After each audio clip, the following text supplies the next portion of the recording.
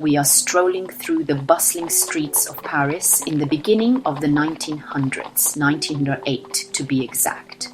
The Grand Salon is in full swing, its galleries packed with new artwork from every corner of the city.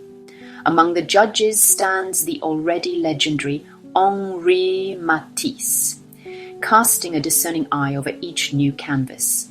Entree Georges Braque, a 26-year-old with some daring paintings tucked under his arm.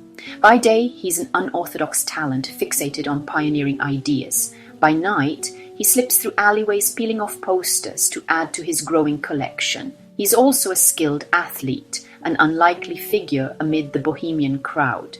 Matisse studies Braque's canvases, then dismisses them with a wry comment about little cubes. An art critic catches this quip, and the phrase Cubism explodes into the cultural conversation. Nobody there that day could have predicted how these so-called absurd cubes would revolutionize the trajectory of 20th century art. Cubism was a deliberate rebellion against the polished, perfectly rendered paintings of the past. Instead of replicating reality with photographic precision, Cubist works looked fragmented, raw, and almost imperfect. This was intentional. Artists like Braque and Picasso believed that these broken shapes and multiple perspectives captured the true essence of a scene more powerfully than any single perfect viewpoint ever could. By embracing imperfections, Cubists opened the door to a new conceptual approach, showing the viewer that art can be about ideas, not just appearances. To understand the roots of Cubism, we must look to Paul Cézanne, often called the father of modern art. Cézanne paved the way by reducing natural forms to their geometric foundations. His mountain landscapes, such as those of Mont Sainte-Victoire, broke down trees, mountains, and skies into shapes and planes of color. This was revolutionary for artists like Picasso and Braque, who realized they could push Cézanne's ideas even further.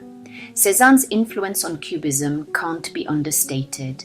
His focus on structure, form, and multiple perspectives set the stage for the radical shift that was about to come.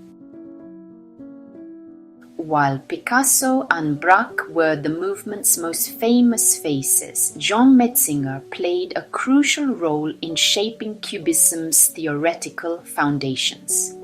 In 1912, he co-authored Du Cubisme, or On Cubism, with Albert Gleizes, one of the first books to articulate the philosophy behind this new approach to art.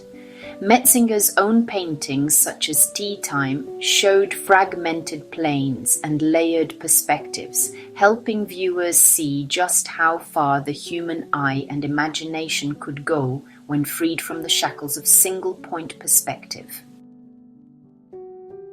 Fast forward to modern times, and museums like Tate Liverpool have become hotspots for major Cubist exhibitions.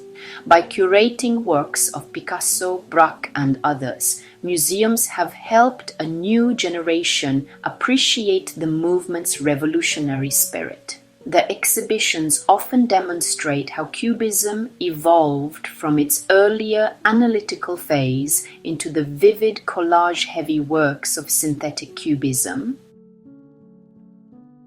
Georges Braque, of course, stands alongside Picasso as one of the movement's founding figures. Early on, Braque was heavily influenced by Cézanne, and in 1908 he began experimenting with the ideas that would become Cubism. Together with Picasso, he refined analytic cubism, muted palettes, fragmented shapes, and dissected forms. Later, Braque pioneered synthetic cubism, layering newspaper clippings, wallpaper, and even sand onto the canvas, which showed that art could incorporate the real world in entirely new ways. Another vital figure who was loosely associated with Cubism is Robert Delaunay. While he embraced the movement's fragmentation, Delaunay gradually shifted toward a style called Fauvism, defined by bright, swirling colors and a focus on the energetic interplay of shapes. Art, like Simultaneous Windows and the Eiffel Tower series, are stunning examples of how Cubist principles could be combined with shades and hues to create a sense of rhythm and movement. A favorite subject for Cubist artists was the still life. While still lifes have existed for centuries, Cubists used them to explore form and composition in entirely new ways. Rather than a single bowl of fruit on a table, you might see shards of oranges, twisted forks, and reassembled guitars, all viewed from multiple angles. Picasso's still life with chair caning and Braque's fruit dish and glass exemplify how everyday objects could be transformed into kaleidoscopes of shape and color. Before the word Cubism even existed, Picasso jolted the art world with Les Demoiselles d'Avignon in 1907. This controversial painting showed 5 figures with angular, mask-like faces and distorted bodies. Influenced by African art, Iberian sculpture, and Cézanne's geometric simplifications, Picasso shattered conventional notions of perspective and beauty in one bold swoop. Though it would take the world a while to catch up, Les Demoiselles d'Avignon is now recognized as the lightning bolt that heralded Cubism's arrival. Cubism is often divided into 2 main phases: Analytic Cubism from 1908 to 1912 breaks objects down into geometric shapes like cubes, cones, and cylinders while restricting color to muted browns and grays. It's like surgically dissecting reality on canvas. Synthetic Cubism from 1912 to 1914 flipped the script by introducing collage elements like newspaper clippings, wallpaper, and letters and brighter colors, building images up rather than breaking them down.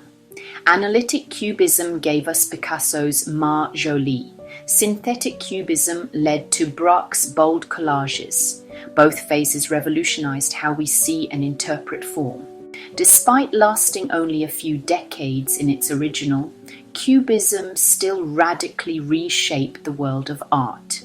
It challenged the long-standing rules of representation, paved the way for pure abstraction, and inspired countless of other movements like Futurism, Vorticism, Constructivism, and many more.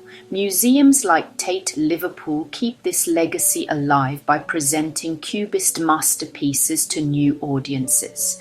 And whether you're mesmerized by the vivid colors of Robert Delaunay or fascinated by Jen Metzinger's writings, one truth remains. Cubism taught us that imperfection can be perfect if it reveals a deeper understanding of reality. I hope you enjoyed this exposé on Cubism. Please check out the video description for more fun Cubist history. Thank you for watching.